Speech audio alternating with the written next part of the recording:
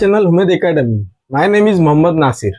देखिए, अभी तक के हमने aldehyde, ketone and carboxylic acid इस चैप्टर में बहुत सारे पॉइंट देखे।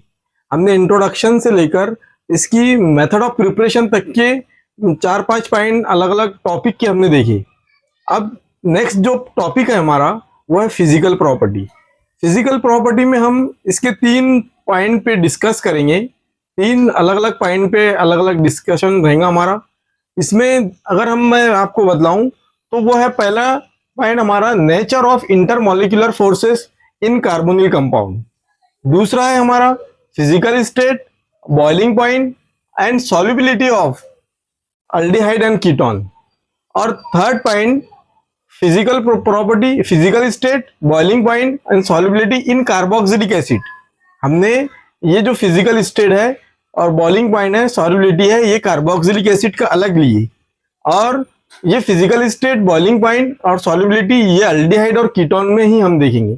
चलिए, हम ज्यादा टाइम वेस्ट ना करते हुए डायरेक्ट हम पहले पॉइंट की तरफ चलते, नेचर ऑफ इंटरमॉलिक्यूलर फोर्सेस।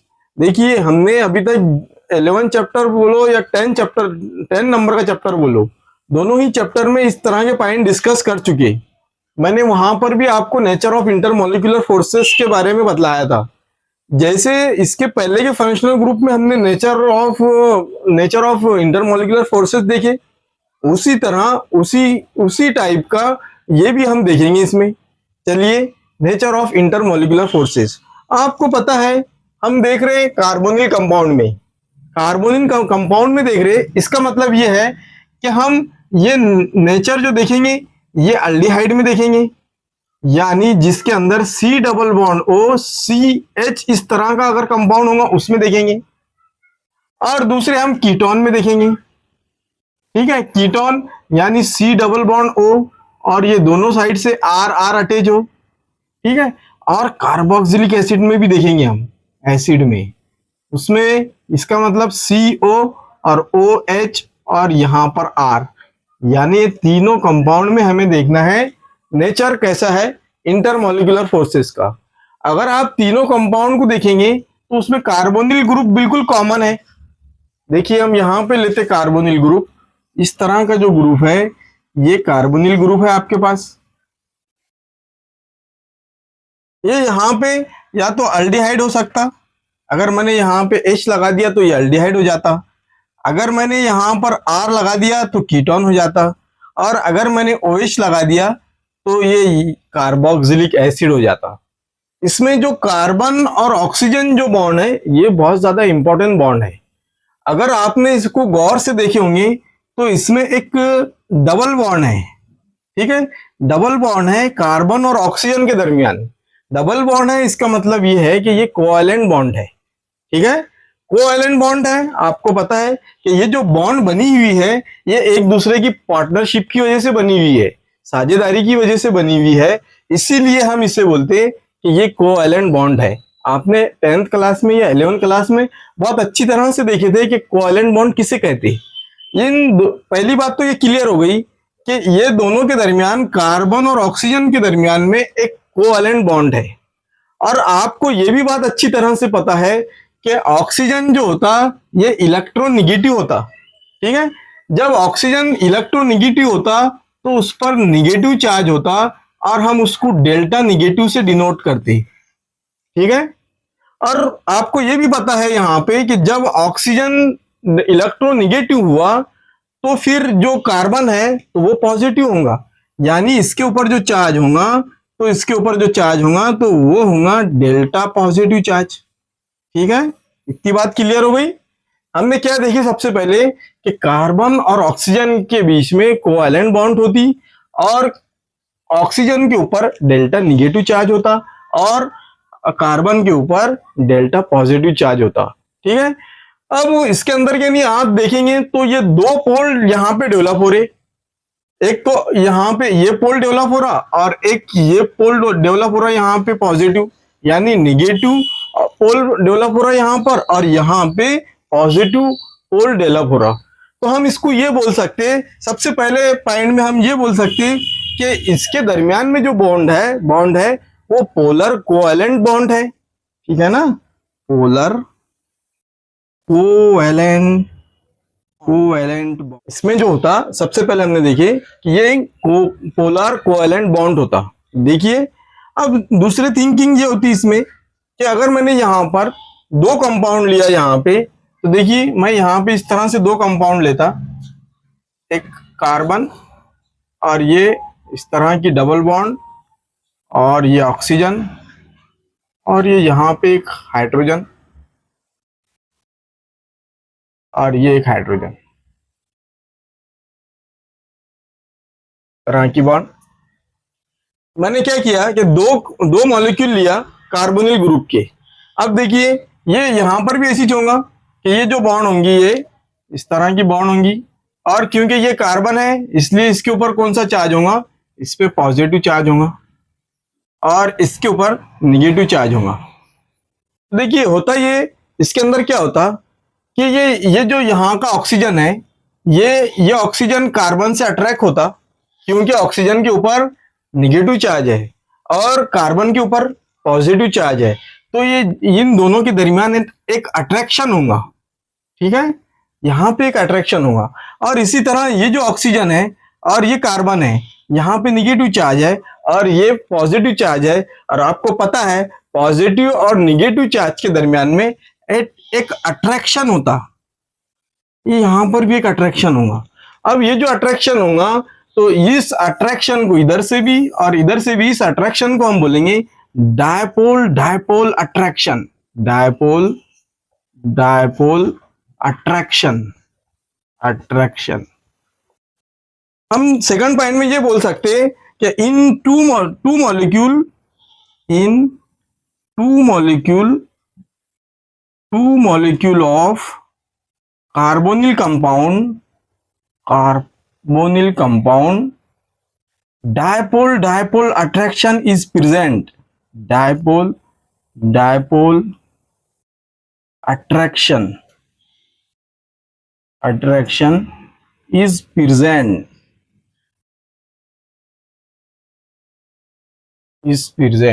देखिए क्या होता है इसमें कि ये जो पॉजिटिव चार्ज है, ये निगेटिव चार्ज, ये दोनों मिलते और यहां पर भी ये मिलते। अब ये जो पोल है ये तो ऑलरेडी एक डायपोल है, ये भी एक डायपोल है, इसीलिए हम इसे बोलेंगे कि ये डायपोल डायपोल अट्रैक्शन है। ठीक है, दोनों पॉइंट क्लियर हो गए।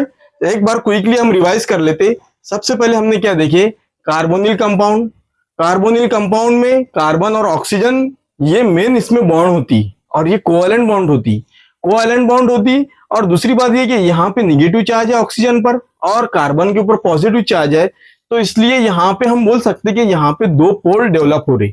जब दो पोल डेवलप हो रहे तो हम इसको बोलेंगे कि ये जो कोवैलेंट बॉन्ड है ये पोलर कोवैलेंट बॉन्ड है। ठीक है, एक बात। दूसरी बात, अगर मैंने दो मॉलिक्यूल लिया यहाँ पे कार्बोनिल कंपाउंड के दो मॉलिक्यूल लिया, तो दोनों मॉलिक्यूल के अंदर क्या होगा कि एक इस तरह से मॉलिक्यूल है तो दूसरा इस तरह से हो जाएगा, और ये एक दूसरे के अपोजिट हो जाएंगे। अपोजिट इसलिए हो जाते क्योंकि ये यहाँ का जो पॉजिटिव चार्ज है और यहाँ का निगेटिव चार्ज, ये दोनों मिलके एक अट्रैक्शन डेवलप करते।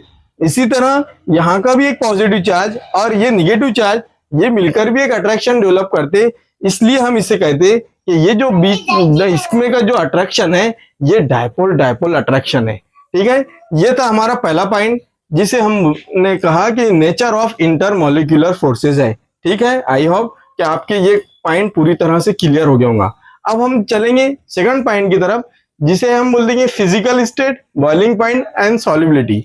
फिजिकल स्टेट की अगर मैं बात करूं तो देखिए फिजिकल स्टेट में सबसे पहला जो कंपाउंड है तो वो फॉर्माल्डिहाइड है, CHO ग्रुप, जिसके अंदर वो HCHO ग्रुप, इसे बोलेंगे हम फॉर्माल्डिहाइड।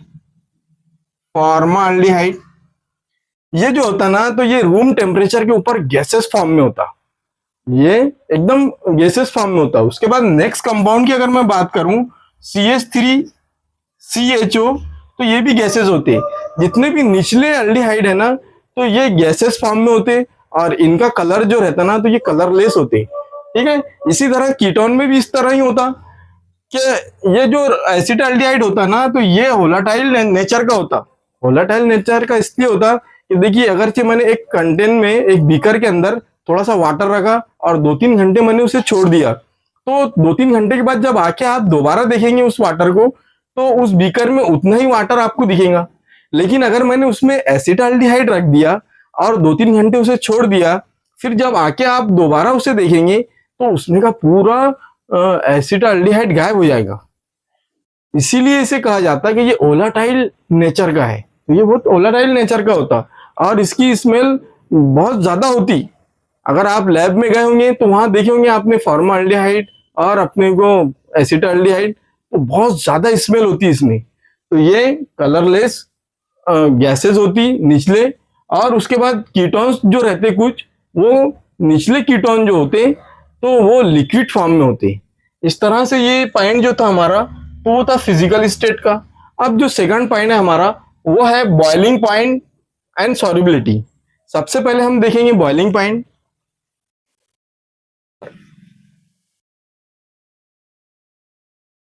जब हम बॉइलिंग पॉइंट की बात करते हैं ना, तो आपको बहुत अच्छी तरह से पता है कि बॉइलिंग पॉइंट जो है हमने चैप्टर नंबर 10 में भी देखे, चैप्टर नंबर 11 में भी देखे, और अब चैप्टर नंबर 12 में भी हम बॉइलिंग पॉइंट को डिस्कस कर रहे। देखिए बॉइलिंग पॉइंट ये डायरेक्टली प्रोपोर्शनल टू होता मॉलिक्यूलर वेट। मॉलिक्यूलर वेट हमने ये पॉइंट जो है, तो ये दोनों तीनों चैप्टर में देखे, और मैंने वहां पे बहुत अच्छी तरह से आपको एग्जांपल्स लेके समझाया था कि ये डायरेक्टली प्रोपोर्शनल टू कैसे होता। असल में क्या होता है, ये इसके अंदर अल्डिहाइड में कीटोन में के फंक्शनल ग्रुप सेम होते ना, तो उसमें क्या होता है कि बॉइलिंग पॉइंट जो है ना, तो वो टॉप टू बॉटम इंक्रीज होते जाता। देखिए हम ले लेंगे यहाँ पे जल्दी से क्विकली एग्जांपल, और एग्जांपल से समझ लेंगे। देखिए पहला जो कंपाउंड की अगर मैं बात करूं, तो पहला कंपाउंड है हमारे पास अल्डिहाइड का HCHO, जिसे हम फार्मोअल्डिहाइड कहते। सेकंड जो कंपाउंड है हमारा, वो है CH3CHO, और उसके बाद थर्ड जो कंपाउंड है हमारा CH3CH2CHO। उसके बाद फोर्थ जो कंपाउंड है CH3CH2 और CH2CHO। देखिए ये सब कंपाउंड में अगरचे आप इसे गौर से देखेंगे, तो यहाँ पर फंक्शनल ग्रुप के साथ में कार्बन की जो क्वांटिटी है वो एक है, यहाँ पर एक है। यहाँ पर देखेंगे तो यहाँ पे कार्बन 2 है, यहाँ पे देखेंगे तो यहाँ पे कार्बन 3 है, यहाँ देखेंगे तो यहाँ पे कार्बन 4 है। तो देखिए जैसे जैसे कार्बन की क्वांटिटी बढ़ते जाएंगी, वैसे वैसे मॉलिक्यूलर वेट भी बढ़ते जाएगा। यानी मैं ये बोल सकता यहाँ पर कि टॉप टू बॉटम ये जो मॉलिक्यूलर वेट है ये इंक्रीज होगा, मॉलिक्यूलर वेट इंक्रीज होगा टॉप टू बॉटम। क्यों इंक्रीज होगा? क्योंकि इसमें कार्बन की क्वांटिटी बढ़ते जा रही। पहले इसमें देखेंगे आप तो कार्बन की क्वांटिटी 1 थी, दूसरे इसमें देखेंगे तो कार्बन की क्वांटिटी 2 थी, उसके बाद तीसरे इसमें देखेंगे तो कार्बन की क्वांटिटी 3 थी। जैसे जैसे आप टॉप टू बॉटम जाएंगे तो कार्बन की क्वांटिटी इंक्रीज होते जाएंगी। तो हम यूं बोलेंगे इसे कि मॉलिक्यूलर वेट भी इंक्रीज होगा। जब मॉलिक्यूलर वेट इंक्रीज होगा तो आपको पता है उसका formula, boiling point is directly proportional to molecular weight. तो हम ये बोल सकते हैं यहां पे कि boiling point also increase, boiling point is also increase. क्योंकि मॉलिक्यूलर वेट बढ़ रहा, इसलिए हम बोल सकते कि बॉइलिंग पॉइंट भी यहाँ पे टॉप टू बॉटम बढ़ते जाएगा, इंक्रीज होते जाएगा। ठीक है, समझ में आ गया? इसी तरह का जो है, तो बॉइलिंग पॉइंट जो हो कीटोन में भी इसी तरह से होता। आप कीटोन की भी एक एग्जांपल लेके देखेंगे। तो देखिए कीटोन की अगर मैं बात करूं, तो पहला जो कंपाउंड है हमारे पास CH3CO, और ये CH3, ठीक है। उसके बाद जैसे जैसे आप आगे बढ़ोगे ना, तो कार्बन की क्वांटिटी यहाँ पे बढ़ते जाएंगी। ये देखिए दूसरा कंपाउंड मैंने यहाँ लिया, अगर मैंने तीसरा कंपाउंड लिया तो ये तीसरा कंपाउंड ये है। देखिए मैं इसमें आपसे पूछ सकता कि इसमें कार्बन की क्वांटिटी कितनी है, तो आप झट से इसे काउंट करेंगे 1 2 3, यहाँ पे 3 काउंट है, यहाँ पे देखेंगे तो यहाँ पे 1 2 3 4, यहाँ पे 4 है, यहाँ देखेंगे तो 1 2 3 4 5, यहाँ पर 5 है। तो इसमें भी क्या होगा, टॉप टू बॉटम क्या होगा कि ये कार्बन की नंबर ऑफ कार्बन एटम बढ़ते जाएंगे, इंक्रीज होते जाएंगे। नंबर ऑफ कार्बन एटम यहाँ पे बढ़ते जाएंगे, इंक्रीज होते जाएंगे, तो हम ये बोलेंगे कि इसका मॉलिक्यूलर वेट भी इंक्रीज हो रहा। Molecular weight is also increase. क्यों मॉलिक्यूलर वेट इंक्रीज हो रहा? क्योंकि यहाँ पे कार्बन की quantity, number of carbon atom बढ़ते जा रहे, तो फिर मॉलिक्यूलर वेट भी बढ़ते जाएगा। और यहाँ पर इसीलिए हम इसे बोलेंगे कि boiling point is also increase. Boiling point भी इसका बढ़ते जाएगा। Top to bottom boiling point is also increase. क्यों इंक्रीज होगा? क्योंकि ये मॉलिक्यूलर जो वेट है ये इज डायरेक्टली प्रोपोर्शनल टू है बॉइलिंग पॉइंट का। Boiling point is directly proportional to molecular weight है, इसलिए हम बोलेंगे कि टॉप टू बॉटम कीटोन में भी ऐसी होगा कि इसका बॉइलिंग पॉइंट बढ़ते जाएगा। ये सब चीजें बॉइलिंग पॉइंट की इसी में होती, अल्डिहाइड और कीटोन में, क्योंकि इसके फंक्शनल ग्रुप सेम होते। जिनके फंक्शनल ग्रुप सेम होते उसमें हम ये फार्मूला लगाते कि boiling point is directly proportional to है मॉलिक्यूलर मास या मॉलिक्यूलर वेट। ठीक है, आई होप कि आपके ये अच्छी तरह से समझ में आ गया होगा कि हमने यहाँ पे दो पॉइंट यहाँ पे देख लिए कि नेचर ऑफ इंटरमॉलिक्यूलर फोर्सेस और दूसरा फिजिकल स्टेट बॉइलिंग पॉइंट। और अब तीसरे थर्ड जो टॉपिक है हम वो देखेंगे solubility in aldehyde and ketone. जब हम सॉल्युबिलिटी की बात करते तो आपको पता है हमने इसके पहले वाले चैप्टर में भी देखे थे, सॉल्युबिलिटी जो है ये डिपेंड होती इसमें हाइड्रोजन बॉन्डिंग पर। अगर कोई कंपाउंड के अंदर हाइड्रोजन बॉन्डिंग बनाता, अगर कोई हाइड्रोजन के साथ मिलकर अगर बॉन्ड बनती तो हम बोलते कि ये सॉल्युबल है, और अगर बॉन्ड नहीं बनाता तो हम बोलते ये इनसॉल्युबल है, अनसॉल्युबल है, ये सॉल्युबल नहीं होता। तो इसमें एल्डिहाइड और कीटोन में निचले जितने भी है, यानी जो कम कार्बन वाले कंपाउंड हैं, जो कम कार्बन वाले है, तो उसमें हाइड्रोजन बॉन्डिंग होती, इसी वजह से ये सॉल्युबल इन वाटर होते।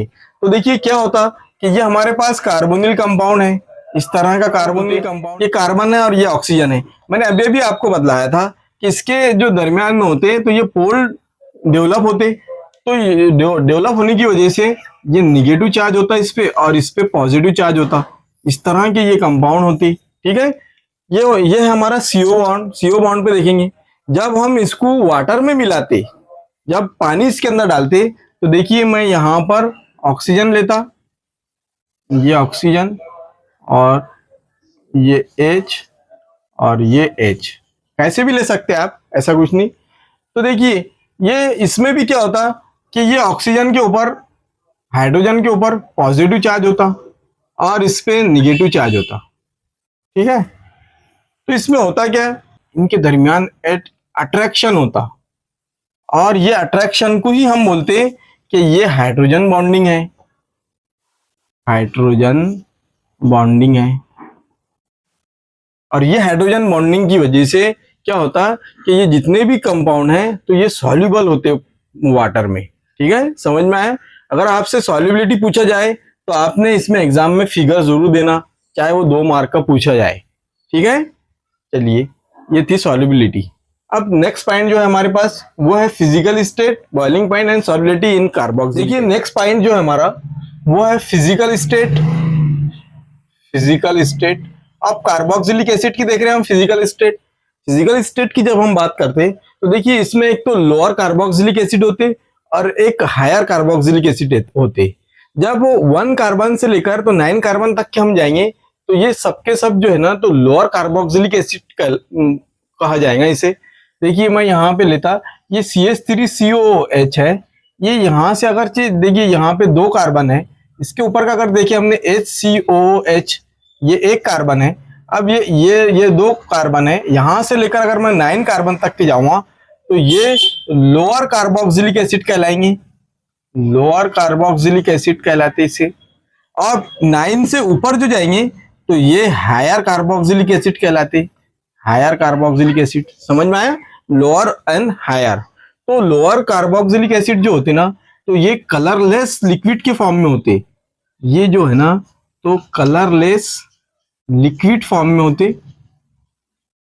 और जो हायर होते ना तो ये भी कलरलेस होते, कलरलेस, लेकिन ये सॉलिड होते, सॉलिड वैक्स, ये सॉलिड वैक्स के फॉर्म में होते हायर। इस तरह से ये इसकी फिजिकल स्टेट होती। चलिए अब हम नेक्स्ट पॉइंट की तरफ चले। तो नेक्स्ट पॉइंट है हमारा boiling point of carboxylic acid. एक क्वेश्चन आपने अगर गौर की होगी ना, तो ये बार बार हमें एग्जाम में देखने को मिलता। वो क्वेश्चन इस तरह से है कि why the carboxylic acid have higher boiling point as compare to alkene, alkane, alkyne, alcohol, ether, ester and ketone. ये जितने भी फंक्शनल ग्रुप है, इसमें सबसे ज्यादा बॉइलिंग पॉइंट कार्बोक्सिलिक एसिड का ही क्यों होता? क्यों इसका क्यों नहीं होता? अल्कोहल का क्यों नहीं होता? ईथर का क्यों नहीं होता? ईस्टर का क्यों नहीं होता? एसिड का ही सबसे ज्यादा बॉइलिंग पॉइंट क्यों होता? चलिए हम इस पॉइंट पे डिस्कस करेंगे। देखिए क्या होता है इसमें। सबसे पहला पॉइंट अगर हम देखेंगे हम, तो कार्बोक्सिलिक एसिड के अंदर क्या होता कि ये डायमर फॉर्म करता। फॉर्मेशन ऑफ डायमर, पहला पॉइंट जो है ना, तो फॉर्मेशन ऑफ डायमर है। डायमर देखिए, हम देखते हैं इसे, फॉर्मेशन ऑफ डायमर किस तरह से होता। देखिए मैं यहां पर एक कार्बोक्सिलिक एसिड लेता, ये है कार्बन, ये है ऑक्सीजन, और ये है O, और ये है एक हाइड्रोजन।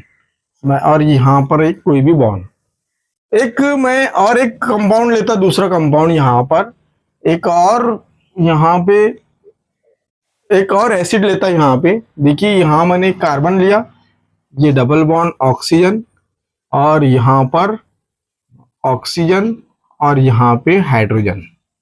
देखिए अगर आपने इसे ऑब्जर्व की होंगी ना, तो यहाँ पे ऑक्सीजन पे निगेटिव चार्ज होता और ये हाइड्रोजन पे पॉजिटिव चार्ज होता।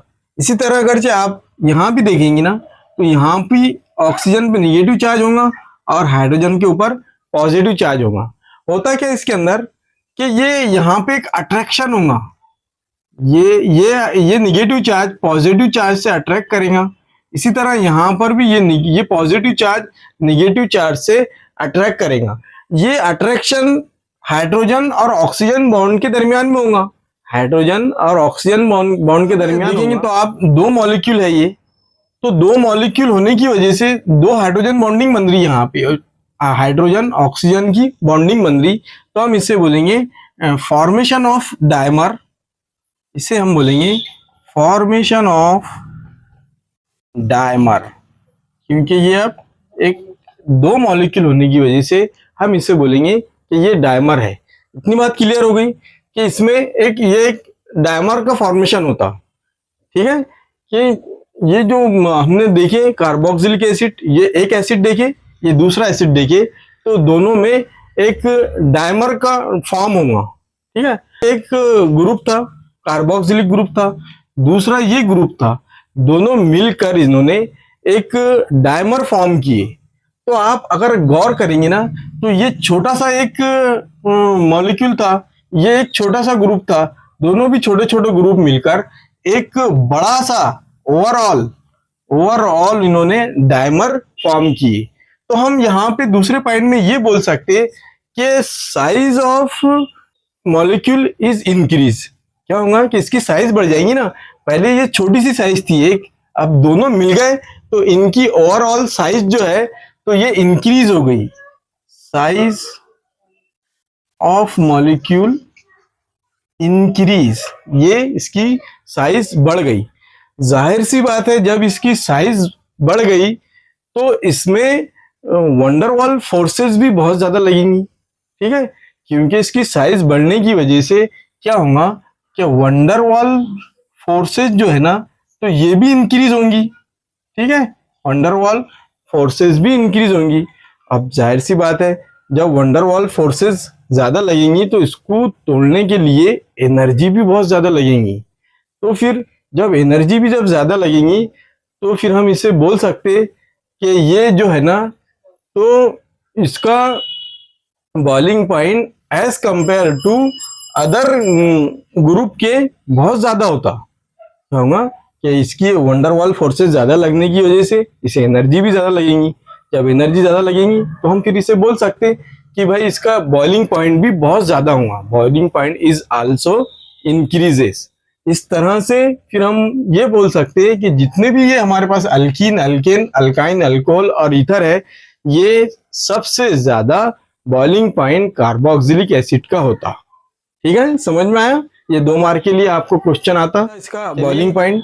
अब इसके बाद का जो लास्ट टॉपिक था हमारा वो था सॉल्युबिलिटी। सॉल्युबिलिटी की अगर हम बात करें ना तो ये कार्बोक्सिलिक एसिड भी सॉल्युबल होता है इन वाटर में। चलिए देखिए, ये सब थी फिजिकल प्रॉपर्टी। आज के लेसन में हमने पूरी फिजिकल प्रॉपर्टी देखे। इसमें 3 इंपॉर्टेंट टॉपिक देखे हमने। सबसे पहले नेचर ऑफ इंटरमोलिकुलर फोर्सेस, और दूसरा जो देखे थे हमने वो physical state, boiling point and solubility in aldehyde and ketone में। और तीसरा पॉइंट जो देखे थे हमने वो देखे थे हमने physical state, boiling point and अपने को सॉल्युबिलिटी इन कार्बोक्सिलिक एसिड। ये तीनों भी इंपॉर्टेंट टॉपिक है। यहाँ से बहुत सारे क्वेश्चन एंट्रेंस में भी पूछने को आते हैं। अगर आप नीट वगैरह की प्रिपरेशन कर रहे होंगे तो उसमें भी आपको इसके क्वेश्चन देखने को मिलेंगे। और बोर्ड में ज़्यादातर इसमें क्वेश्चन आपको फिजिकल प्रॉपर्टी के इसमें एमसीक्यूज में आएंगे। ठीक है, तो ये फिजिकल प्रॉपर्टी भी आप अच्छी तरह से कीजिए।